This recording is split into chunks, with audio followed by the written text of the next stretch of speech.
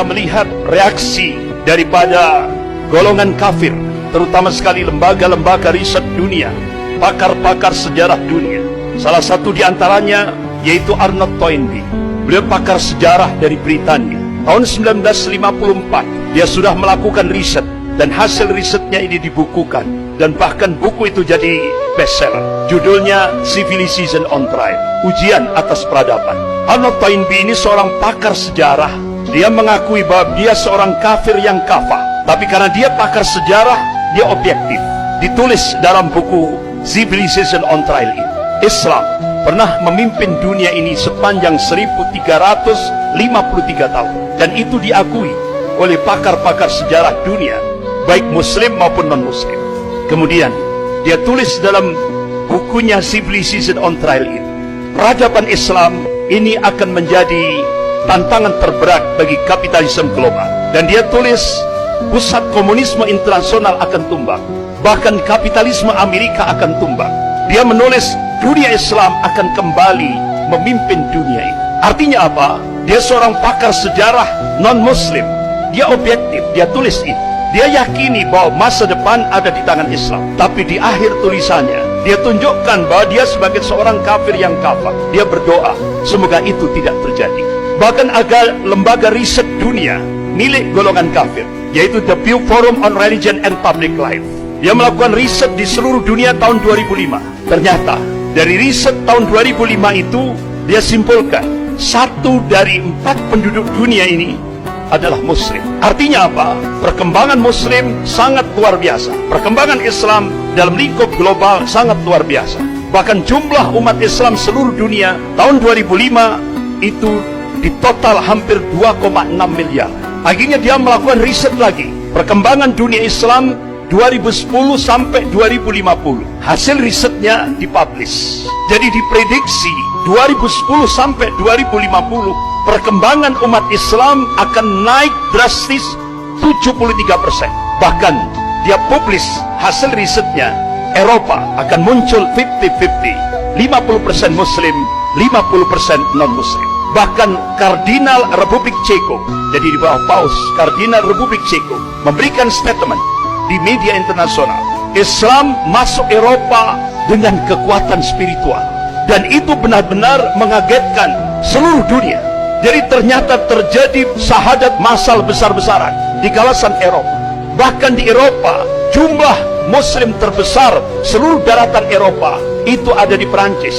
Hampir 7 juta lebih umat Islam ada di Perancis. Bahkan ketika Presiden Perancis Emmanuel Macron melakukan gerakan Islamofobia dengan menggunakan institusi negara, mereka melihat, dianggap Islam akan melemah. Tapi apa yang diingatkan oleh Allah Subhanahu wa taala dalam surah As-Saff ayat 8, A'udzubillahi minasyaitonir rajim, yuriduna liyutfi'u nurallah biafwahihim wallahu mutimmu nurihi walau karihal kafirun. Mereka hendak memadamkan cahaya agama Allah ini dengan mulut-mulut mereka, dengan ucapan-ucapan mereka, dengan mesin-mesin informasi mereka. Tapi Allah Subhanahu wa taala tetap menyempurnakan cahaya agamanya, walaupun orang-orang kafir itu benci. Apa yang terjadi di balik gerakan Islamofobia, kebencian terhadap Islam dan kaum muslimin yang digerakkan oleh Presiden Prancis Emmanuel Macron? Terjadi syahadat massal di Prancis 2 kali lipat. Luar biasa. Itu sesuatu yang mengagetkan dunia. Bahkan di Inggris dan Jerman itu hampir sama. Hampir kurang lebih 3 juta umat Islam di Inggris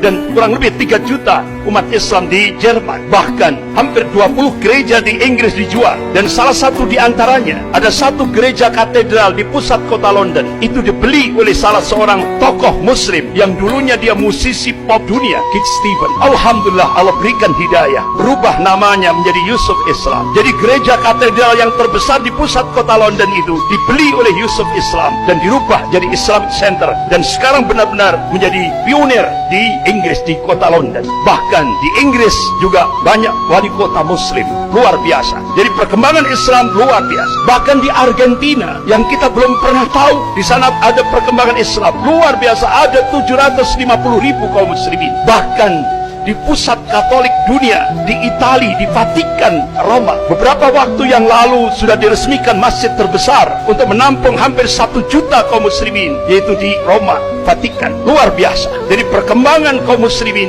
benar-benar apa yang dilakukan riset oleh The Pew Forum on Religion and Public Life, ini sebuah realitas, sebuah fakta. Jadi diprediksi 2010 sampai 2050 peningkatan jumlah kaum muslimin diprediksi 73%. Bahkan lembaga riset dunia The Pew Forum on Religion and Public Life memprediksi 2070 Islam akan menjadi agama terbesar di seluruh dunia. Padahal ini lembaga riset milik orang kafir, milik golongan kafir, tapi dia meyakini masa depan ada di tangan Islam. Bahkan National Intelligence Council, Dewan Intelijen Nasional yang menaungi 15 negara di bawah kepemimpinan Amerika, melakukan riset. Hasilnya dipublish di media internasional. Start 2020 akan terjadi kebangkitan Islam global, dan itu akan terus bergerak di seluruh dunia, terutama sekali dunia Islam. Bahkan Dinas Intelijen Rusia memprediksi akan terjadi kebangkitan Islam, yaitu diprediksi 2025.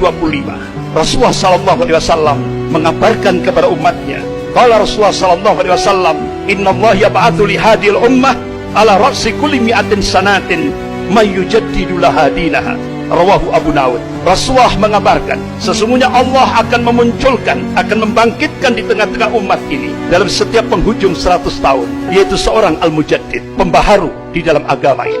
Imam Ahmad rahimahullah, beliau mencoba untuk mencari hadis-hadis sahih dalam kutubus sittah. Masya Allah, dengan matan hadis yang sama beliau cari dalam kutubus sittah. Alhamdulillah, beliau temukan hadis-hadis yang sahih. Beliau pelajari, beliau teliti, beliau kaji secara dalam. Akhirnya beliau mengambil satu khulasah, kesimpulan. Mujaddid yang pertama, yaitu Khalifah Umar bin Abdul Aziz rahimahullah, yaitu cucunya Khalifah Umar bin Khattab radhiyallahu anhu. 100 tahun lagi, mujaddid yang kedua, gurunya Imam Ahmad, yaitu Imam Syafi'i rahimahullah. Kemudian 100 tahun lagi, jawabannya wallahu a'lam, hanya Allah yang tahu. Beberapa ulama-ulama dunia, salah satu diantaranya yaitu Wakil Sekjen Rabidah Ulama Palestina di Bilad Syam, beliau adalah Syekh Dr. Abu Bakar Al-Awabidah. Selama di penjara Israel, beliau mencoba melakukan riset dengan pijakan Al-Quran dan As-Sunnah dan kitab-kitab yang ditulis oleh ulama-ulama Ahli Sunnah. Akhirnya beliau mengambil satu kesimpulan, insya Allah kalau beberapa ulama-ulama Ahli Sunnah melakukan hitungan matematis, dan itu hijriyah, tapi dicoba dimasehikan, insya Allah akan terjadi Sofatul Islamiyah itu 2024, berarti kurang 3 tahun lagi. Tapi semuanya wallahu a'lam, hanya Allah yang tahu.